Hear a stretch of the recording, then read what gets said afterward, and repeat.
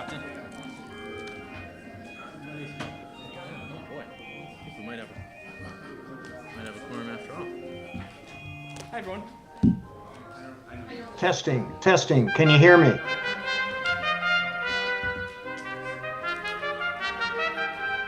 I can hear you.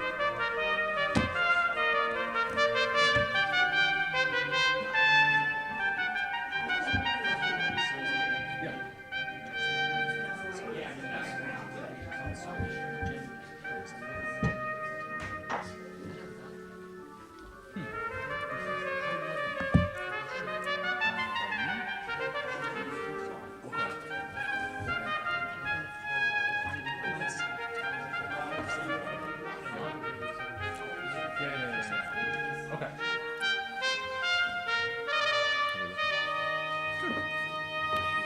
Yeah, me too. Use one of the regular ones. I'm gonna.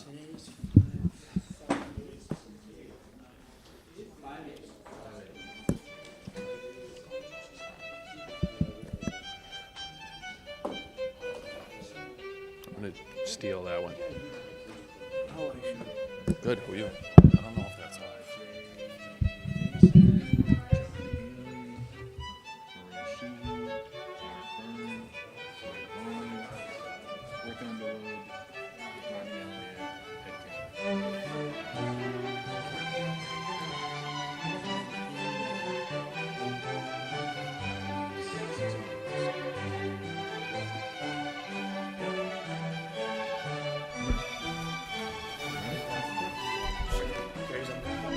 Hello, everyone.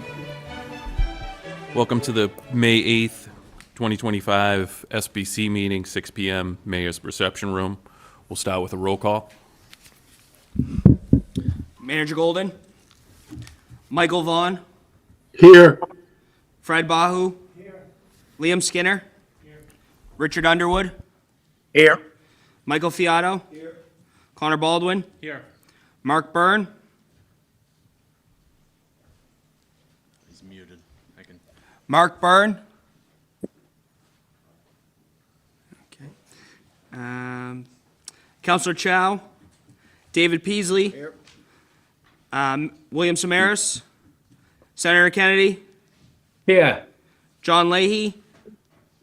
Representative Elliott. Here. Mary Ann Manzi. Here. Jay Mason. Jay Mason. Yeah, he's muted. All right. He's on the Zoom. Maria Here. Sheehy. Thank you. Maria Sheehy. Here. Benjamin Opara. Erica Harvey. John Haley. Here. Paul St. Cyr. Here. Representative Howard. Here. Kendrick Delorbe. Here. Janica Lang. We have a quorum. Thank you, Mr. Ball. Vote to accept the minutes or make any corrections to the April 3rd, 2025 meeting. So moved. Seconded by Mr. Opara. Minutes accepted. For the presentation, the Skanska and Suffolk presentation, I'll kick it to Jim Dowd. Suffolk's report. Good evening, everyone. I'll give out the quick update on Phase 2 punch list, just on items that we completed over April break. So right now we have approximately 45 open items. We're going to try to get in on May 14th during the early release days just to get some more items completed before the summer. And then we have about 30 items that will be done during the summer. So 76 items in total. Jumping into the Phase 3 construction update, starting with Building C. Just working our way down from third floor down. So third floor, ceilings are white out. Flooring will start next week. Above ceiling inspections on the second floor, and then also white out the ceilings next week as well. Flooring will start approximately 2 weeks from next week, so the week of 5/27 on the second floor, and then we'll work our way down. First floor right now, mainly focused on the culinary arts and nurse suite. Culinary arts ceiling and tile finish. Epoxy flooring will start next week. The nurse's suite, taping, painting, sealing, also complete, and then sealing install will start next week. And then that will move us down to the first floor of the south light well, which is ongoing with slab infills. Moving on to Building A, starting on the third floor. So all of the bathroom tiles are complete, overhead MEP installation as well. Ceiling grids in the classrooms, and then just looking ahead, gyp, tape, sand, paint, starting next week. Epoxy flooring will also start. Bathroom MEP finishes, and then flooring will start in June in the classrooms. And then just an update on the basement itself, excavate and prep for slab will start in about a week as well. And then underground sanitary will start probably 5/22. And then just for some photos, progress photos here, the first one is the Building C, yes, that one. Building C light wall, so this shows the skylight, the light wall looking all the way down to the first floor. The next one is Building C, just toilet compartments and fixtures already installed on the third floor. The next one's just third floor casework. And here's a photo of the north bridge. So curtain wall is installed, so they're just working on the metal panels. And then this next one is just the basement progress. So Dorenzo will be in there about for another week and a half, and then we can start with Marguerite slab. And then Building A, just first floor classrooms, all gypped and sand and painted as well. We have also started with casework in Building A, starting on the third floor. Any questions on just construction progress?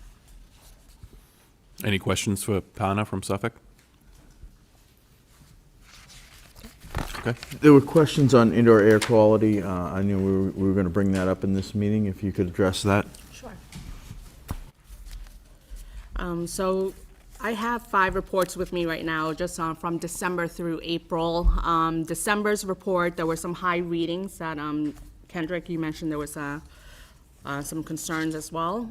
So I did respond formally through the reports for December. Essentially what it was we were welding along that Building C line. So as soon as we got the high readings, which anyone can take these as well, but essentially the guideline limits is 500 for the VOC parts per million. Our highest reading then was 566. So the guideline limit was 500, so it was only slightly elevated. And as soon as we saw that, we moved the welding operation away from the demising wall. And then we did a second reading, and then that was not high at all, so it came down significantly. So that was December. And then in January, there was no high readings at all.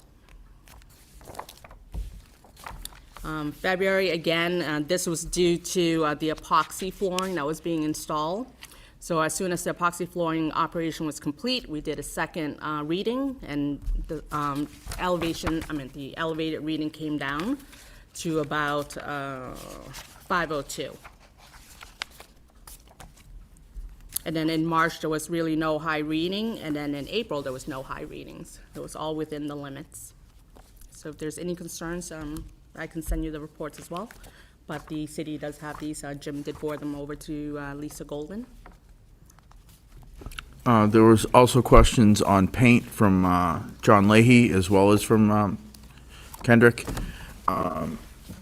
We have set up a meeting with Sherwin-Williams, who is the paint supplier. The rep will be on site next Wednesday morning at 10 a.m.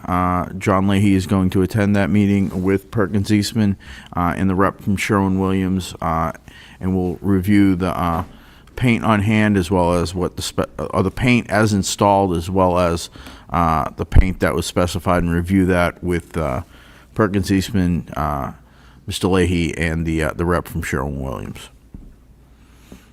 Any questions so far? I have a question. I don't know if it's on. Okay. Now it's for Penn. When you say no high reading at all, do you have any numbers like it was 550 something people. Yes, so right? for the high reading in December, for example, again, the guideline limit was 500, and we had a reading that was 566 that I highlighted here. We typically do a first reading, and then we do a second reading after, we move the welding operation or the epoxy flooring operation, and we test again, later in the afternoon, and the levels came down. Came down to, do you have any numbers when you say came down? So, for example, classroom B2004 area, which was slightly elevated at 566, so that came down to 478, which is under the guideline. It is under the guideline, but it is still on the threshold right around that band, isn't it? Just wondering. Now, how often do you do this? We do it monthly, but right now, with everyone bringing up the concerns, we're doing it twice a month. Okay, Yes. thank you. Any other questions? Mr. Delor? Thank you, Manager Machado. I'm very pleased to hear that a meeting with Sherman Williams has been set up, but my question would be to any fix that is negotiated, will those be retroactive? Because, I think it'd be great moving forward to, fix the quality of the paint being used, but I also think that the state of the gym, specifically the first floor paint near the girls' locker room, the baseboard along the wall by the band room, are in what I would consider abysmal shape for a brand new building, horribly scuffed, holes in the wall that I would akin to, for lack of a better term, almost bullet holes. I think it doesn't look good, so I'm just thinking, will that be retroactively addressed, or are we just moving forward with fixing the paint issues? Perkins Eastman, I believe, has reviewed that area. If Robin, you could speak to that. So yes, the meeting will include questions about the specification, but also how what the wall looks like today. Scuffs will occur, and part of maintaining a building is to remove the scuffs. The paint doesn't prohibit things happening to it. It's a matter of how it's maintained. The holes in the wall, so it is, we have a poured concrete wall exposed, and that was an aesthetic we accepted of having those voids. So it is not an issue of paint. Any other questions? We'll move to the workforce update. Mr. Chairman, Senator Kennedy? I just have two quick questions. Is the project on schedule at this point? That would be my first question. And the second question is, are we any closer to having a number, the estimate that it's going to cost an extra money because of the problem with the floor in the basement of the 22 building? Mr. Dowd? The contractual schedule, per the previous updates to the building committee and the city council, we are not on schedule, and the schedule is being revised per the updated schedule, which has a completion. Suffolk is showing a completion in May of 27 with move-in for all the final moves in the summer of 27. So the final completion of the project for the school moving in would be for the start of the 27-28 school year. Regarding the updated budget and the additional change order that will be required, we are proceeding with that. We updated the manager's office on the status of the of how we are proceeding with establishing that. The subcontractors with Suffolk have numbers that are coming in Monday, May 12th. Suffolk has been working with them to make sure that they get those numbers into Suffolk on time, and Suffolk will then in turn get them to us. And we are currently scheduled to have a number to the city council on the June 24th city council meeting. And when will it be a number to this committee? They're working on the numbers with the subs. We're hoping, I know it's in the works now. Do you want to elaborate on that? At the same time, we'll work with the city council, with the city manager's office on scheduling meetings, but the numbers to the SBC and the numbers to the city council will come out at the same time. Okay, are there any other reasons besides the change order that we're talking about, why the project's not on schedule? The other unforeseen conditions besides the basement slab, also with the nature of this type of project and working around an operating school, once we missed this August, that had a push to Christmas break because it's the only time you have to do a move to start a phase. And then the final move that we spoke of, the only time that final move can take place is over a summer. So that final move needs to take place over the summer of '27. Also, with the 1922 building missing the August date this upcoming summer, which pushed to Christmas break, that means we can't start Phase 4. The Phase 4 not starting in June of this year misses an overlap with Phase 3 that we would have had during the summer of '25, when Phase 3 would have been wrapping up and Phase 4 starting. That in turn, when we start Phase 4 in January of '26, that pushes it out an extra 2 months because we lose the ability to have the overlap with Phase 3. Okay. Mr. Mason, you have a question?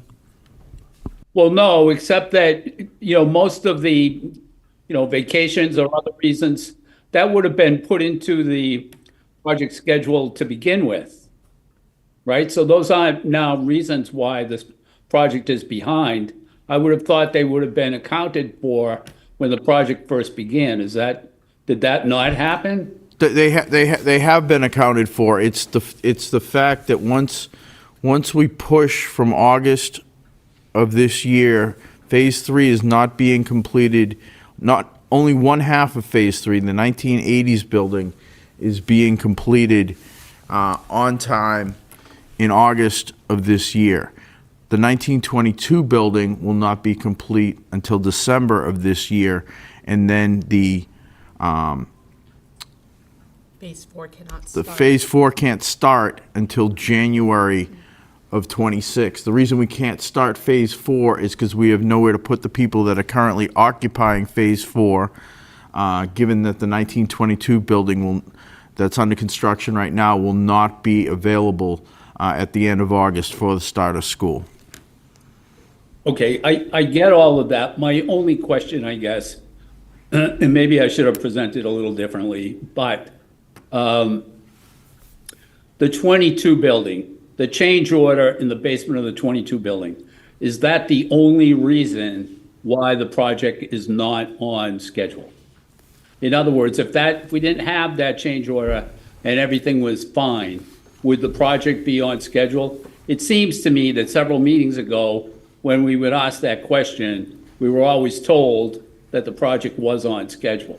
The auditorium from back in, I believe, October, the auditorium was not going to be on schedule and was pushed out to was already pushed out to December of '25. We have encountered numerous unforeseen conditions, and with overtime, the schedule was going to recover to get to August of '26. Suffolk had informed us that the schedule was recoverable to August of '26. The basement unforeseen condition in which the entire basement, the slab had to be ripped out,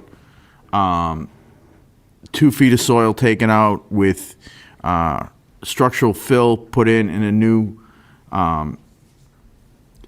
new slab installed that made the completion in August unsustainable. It was we were going to finish barely with overtime and Sundays over the summer, and that the schedule, quite frankly, was barely hanging on at that point. And Okay. the All slab right, but we should didn't- have a number on what the cost estimate, the extra cost estimate will be on June 24th, is that right? That is correct, Senator. Okay, thank you. Mr. Mason, you have a Jim? question? Yeah, thank you. Sorry, hold on.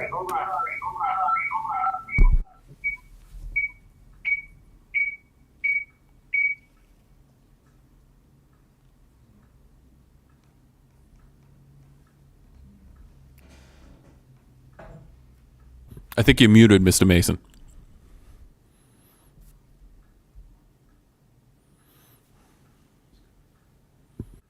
Mr. Bahu?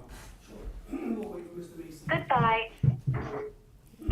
Thank you. I don't know if you can hear me. Sorry, I had Mr. to Bahu. shut off my other computer. I'm having a new system installed.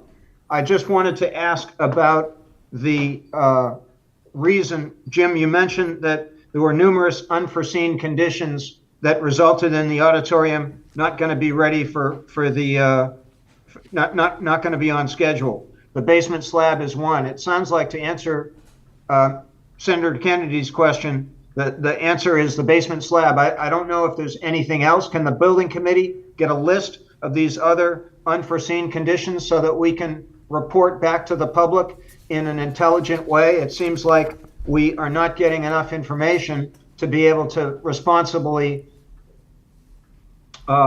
express our understanding of what's going on with the project to the public. We can, there's several documents that show that. We can look into providing those to the city And I'll manager's have to leave it office. there. I can't hear anything. Mr. Dowd? We Try that again. We can, there's several documents that detail what the unforeseen conditions and changes that were encountered were, and we can provide those to the city manager's office to provide to the building committee.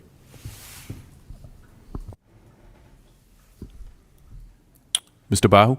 Sure. Jim, looks like the 1980s building is going to be completed in August. Do we know which part of August it's going to be completed? Because, of course, needless to say, we need to prepare for the earliest part of September to have our students begin to make the shift from the 1922 building that's going to be closed to the 1980 building. I would defer to Suffolk. Yep. So right now, we are showing probably like so early to mid-August right now, but with just turning over, moving and all that stuff, it's just gonna be like previous summers, but we are turning that over in August for the school to move in. So we're hoping for something before the 15th. Yes. Okay, great. And as far as the hardware goes, it looks like there's a lot of lock sets that are that you're having a hard time with Asa Abloy, and we're having a hard time contacting them. What can be done about that so that the locks aren't causing the issues that they have been? We've actually not been having trouble getting in contact with them. I actually met with the rep from Asa Abloy on site with Suffolk a couple weeks ago. We're getting them to deliver replacement equipment and replacement materials, getting that installed. I have also spoken with the city solicitor's office about getting some correspondence to Asa Abloy to see if that can speed things along. And all of their work is warranted. We won't be footing the bill for any of this. Is that correct? That is correct. Great. And as far as the gym floor refinishing, will the Perkins Eastman, it looks like they're sort of setting it all up, will we be paying to go ahead and have that refinished, or is that something that's going to be done? There was an agreement worked out with the subcontractor and the manufacturer of the finish, in which the city is, off the top of my head, it's either $10,000 or $15,000 of the $10,000 of the $40,000 cost to refinish it. And the reason for that was holding them to the warranty was 100% of the warranty was not feasible, as one of the damages to the floor was that someone put pickleball courts out there with duct tape that took up part of the finish, and that was a violation of the warranty. We did get them to cover 75% of the replacement of the floor, but we had a very difficult argument given the duct tape on the floor. Okay, and how about the bleachers with that device that's sort of marking up the floor and such like that? Has that been taken care of? 98% of the locations that has been, we've been keeping an eye on that, and we do not see any problems in 98% of the locations. Just this past Monday, we saw one location that appeared to have an issue, and we're gonna keep an eye on that. And there is an additional fix of installing additional limiting switches on the bleachers. That would be our next step. But nearly all of the spots had the Mondo flooring replaced, and they are not being marked up, and we know those bleachers are being used with volleyball season. Okay, and lastly, 1922 building, second and third floor bathrooms. Looks like you might have taken a walk through with Mr. Fiato, and it seems like they may be problematic based on their size. The like they're closed. the entrance has a wing wall to have what's called an airport entrance, so that you don't have a door, but nobody can see into the bathroom. You kind of weave in, and one of the wing walls, as it's positioned, is rather a tight fit to get into the bathroom. That we reviewed with the school administration, that agreed they may have some problems with kids bumping into each other, and that is being addressed by moving those wing walls in 2 bathrooms. Okay, so we're looking to fix that easily enough. Okay, great, thanks. You're welcome. Mr. Haley has a question on the Zoom. Yes, so the basement work, the concrete work that we're waiting, and the floor work and the new soil or dense grade, whatever you're using under the concrete. So that estimate, they've already started that work, so if the city's authorized the work to start without a cost estimate? The demolition, we couldn't come to an agreement on a lump sum, had them proceed under time and materials, and actually had about $100,000 savings by refusing their estimate and going with time and materials. And Dorenzo is doing the soil work right now, and we negotiated that a lump sum agreement with that. We took about the negotiation, off the top of my head, get about $70,000 off their initial estimate, and we looked at the hours, which were reasonable. There was some question about their equipment, which we got that number lowered. So I guess my question is, I know Skanska and stuff like the huge companies, what's taking so long for the estimate? You got real cost now on some of it, and the rest is pretty easy to calculate. What is taking so long to get the cost estimate? It doesn't make sense to me at all. 100% doesn't make sense. The cost estimate is not for the basement work. It's for the schedule extension of 1 year. Again, it's just general conditions for those months. It shouldn't be a difficult conversation or difficult estimate to put together. It's working with the trade contractors and getting what each individual subcontractor is going to have a different response. We're not going off of an estimate. We're going to present the actual costs. You already have all their cost, right? They're already under contract, so all you're doing is asking them to start a little later, correct? That is And why would their correct. cost change? They're going to be working a year later than they originally were, so you have to, the union or the Wage rate, wage rates go up by the year. storage costs. It's also storage costs, and there's other sequencing costs that we're reviewing with them. Okay, I just disagree that it's taking this long for 2 companies as large as Suffolk and Skanska to come up with a cost estimate, knowing that it'll be refined, but it's just ludicrous it's taking this long. I have to say it from knowing I'm in the industry and how quickly you can come up with an estimate, that this is just crazy that it's taken too long. That's just a statement, my opinion, but just had to state it. Thank you, question, Mr. Mr. Haley. Chairman. Ricky Underwood? Mr. Underwood? Thanks, Mr. Chairman. A follow-up to John's actually statement. If the work has already started on a time and material, we're roughly talking about 17, if my calculation is correct, half of that building will be about 17,500 square feet. That type of work, if we're removing the concrete, bringing in soil, and then doing, if we've already started that project, we have 16 weeks before school starts.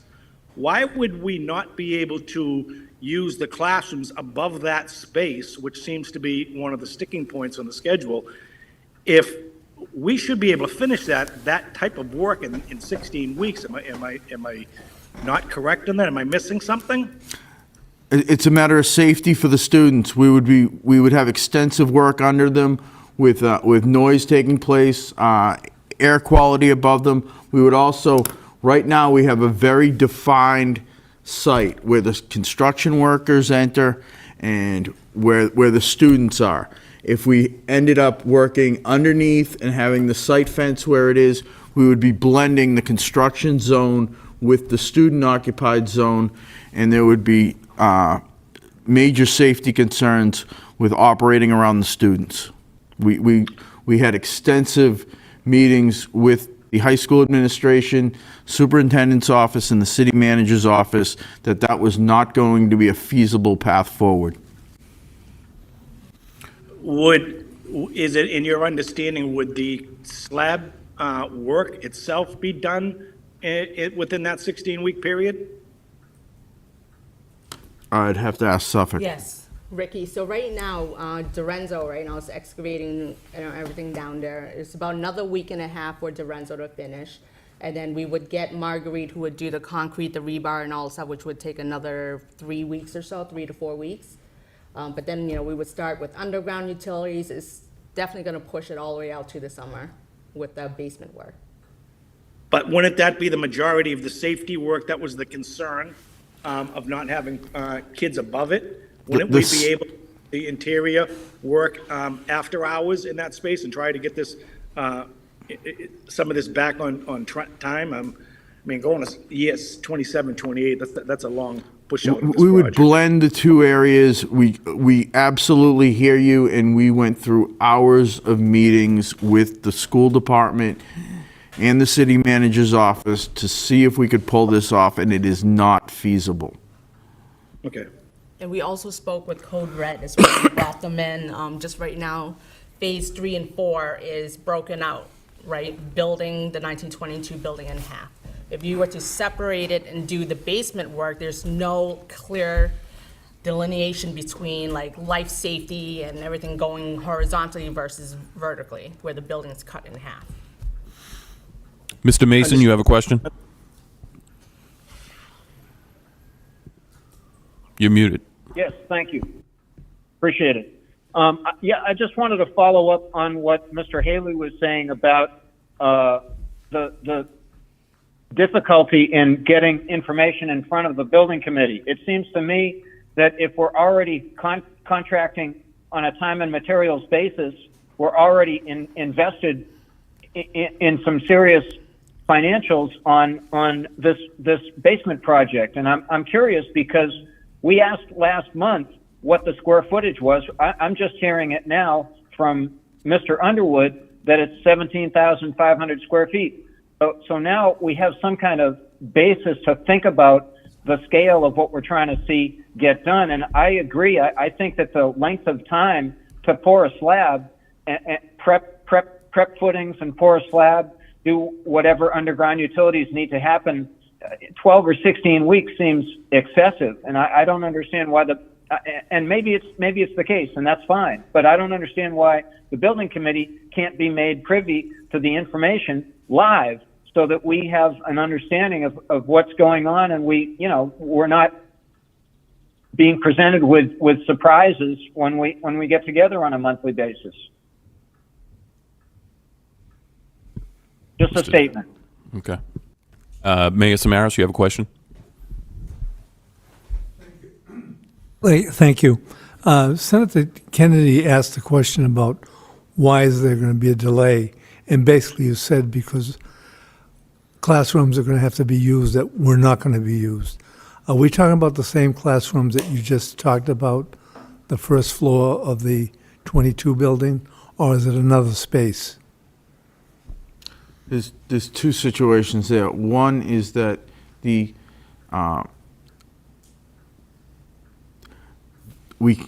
we cannot, the basement will not be ready. Okay. The auditorium will not be ready. The classrooms may be ready, but we would basically have them, the students, walking through the construction site to get in there. So we have the phase 4 that is currently occupied, all of that area, and it's, Perkins Eastman set this up years ago. It was very precisely lined up what areas of the building could be offline for what phase so that everybody had a classroom. There is not, we also have specialty areas within phase 3, ROTC,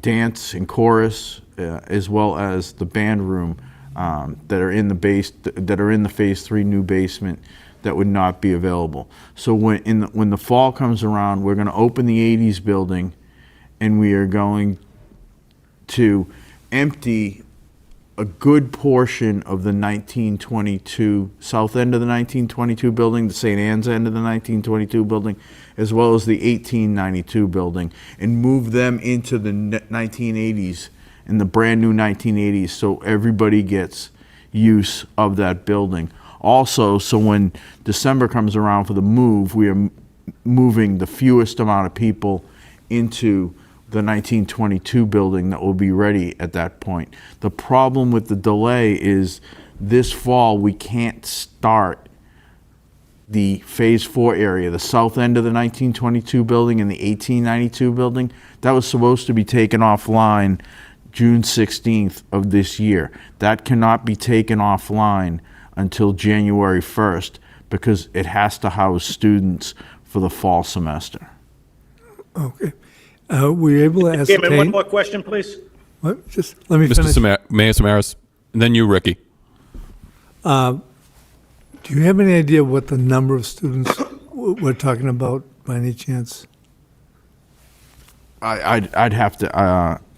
I don't have it off the top of my head, and would have to. We went through what could be occupied and what couldn't be occupied in very large amount of detail with the high school administration. Okay, I would imagine you discuss any type of alternative scheduling that might have, some type of unique scheduling that could have been done over a short period of time. Was that discussed? That was discussed. We went through all alternatives with the high school administration as well as the superintendent's office. Okay, thank you. You're welcome. Mr. Underwood? Yeah, I want to just go back to this one was, I want to be clear, so let the superintendent be clear that the thought that we could not use that basement floor for safety reasons, I think may have been based on the fact that we thought this was going to be still under construction and that there'd be jackhammering that floor out and some structural components going on down there that could have been a safety feature. If we're expecting this to be done by that time, I just want the superintendent to know that that's the case. It was my understanding that we were not going to be able to use that because there'd still be some active construction as far as foundation,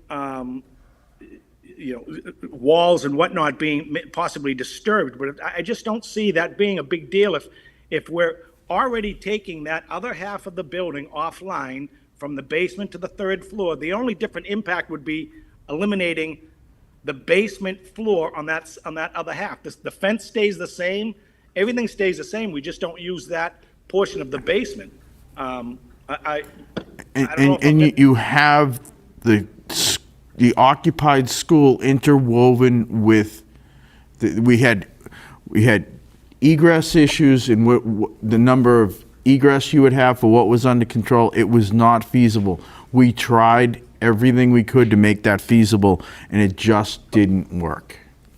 But Jim, the egresses all stay, the first floor is going to be finished.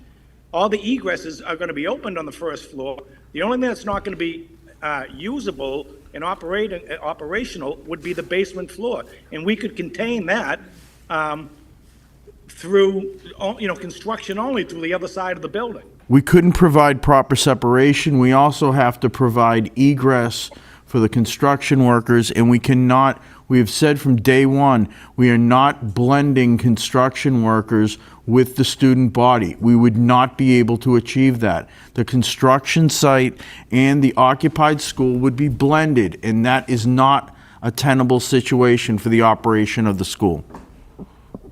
Okay, I get it.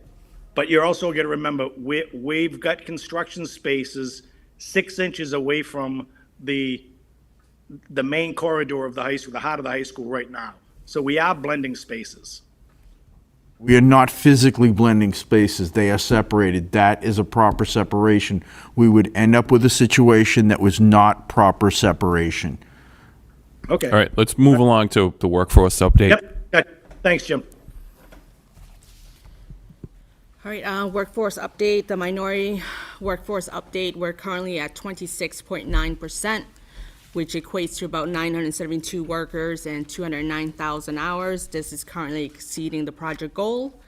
Moving on to the female workforce, we are at 5.1%, which is about 143 workers, about 40,000 hours. Again, this is, the project goal is 6.9, but this 5%, last month I think it was 4.9, so it's slowly creeping up. We've been increasing. I think from last month I think we added 5 female workers. And then the total construction Lowell residents, this is not a project goal, but we are tracking, so 9.32% of workers, which is about 154 workers. Any questions on the workforce update? I do. Well, first of all, congratulations. Seems like you're creeping up gradually. That's good news. Yes. Now, am I safe to expect that at some point of the construction, some phase, the increase for women workforce, female workforce will come up significantly? It would not be significantly. It would still be a slow creep. It will still be a slow. Because as you go into the more specialized trades, you wouldn't have too many female workers. But like when we get back into the demo starting phase 4, we can definitely have more. Any other questions on the workforce update? Moving on, Skanska budget update. I believe most of what I have on this sheet has already been addressed. The crux of the issue is, if you see construction contingency remaining, under construction contingency is $6,099,000. The current pending change requests, those are change issues that we know of, as well as ones that have been submitted and are in review. This does not include the schedule extension, is $6.5 million. The amount invoiced to date is $265 million, and the MSBA reimbursement is $178 million. There'll be another reimbursement going in for around 15, possibly $22 million. We were a couple months ready to go into the MSBA. Any questions on the budget? Moving on, next steps.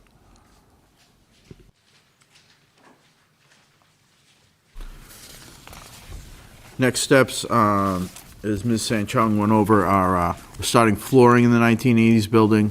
First floor of the 1980s building is a little bit behind because of some of the slab work that we had in there. That is proceeding well. They're working Saturdays to catch up in that area, and the slab work will be wrapping up in the next couple weeks for the Dorenzo site work, and the Marguerite concrete contractor will start in there in the 1922 basement. Thanks, Jim. Any new business? New business? Last call. Sorry, Mr. O'Para? I have a question, and permit me to take you back a little bit. The walkthrough that you did with Mr. Fierro in the bathroom, the swing doors, you said, that you said was too small? And how could that happen? I'm just wondering, how could that happen? Was there no spec for that design? What did the architectural drawing say? It was installed per the drawings. I defer to Perkins Eastman on that question. Joe Drowns? The layout met code requirements. It's an airport style, so there are no doors. So the walls, are situated so there's no visual line of sight into the bathrooms. But after they were built and walking through them, the school asked us to look at making that opening wider, concerned about students moving in and moving out, and students possibly bumping into each other. So we did look at a couple of different scenarios, reviewed them with Skanska, and there was a solution that was selected, and that one is being installed. Mr. Mason, you have a question? Thank you. Yeah, last meeting, Mr. Haley brought up the question. We spent quite a bit of time talking about the condition of the 1922 building, and there was a question asked if there was a report available, would it be made available to the building committee? I don't think we've seen it yet. I'm not sure what the status of that is. That was a change order log, and that's been provided by the city manager's office. No, this was a report on the 1922 building. If you look at the next meeting minutes of last month, you'll see the committee was promised access to that report. Was that the geotech report? Yes. Well, it was whatever report was done on the 1922 building, it was a focus on geotech, yes. We can send that over. Thank you. Anyone else with new business? Mr. Delorbe? Thank you, Manager Machado. I think just as a final comment, I want to, give praise to Jim and his team for taking so much consideration of the students during this process. I know it's very tough having to juggle dealing with the public project, dealing with the city, dealing with the superintendent's office, but I think it's very commendable as a student to see how much thought is going into students and their well-being. So I give credit where credit's due, and I appreciate the hard work that's being done on behalf of the students. Thank you. Anyone else? New business? Motion to adjourn, Mr. Chairman. So here. Seconded? I'll second. Mr. O'Para. Thank you, everyone.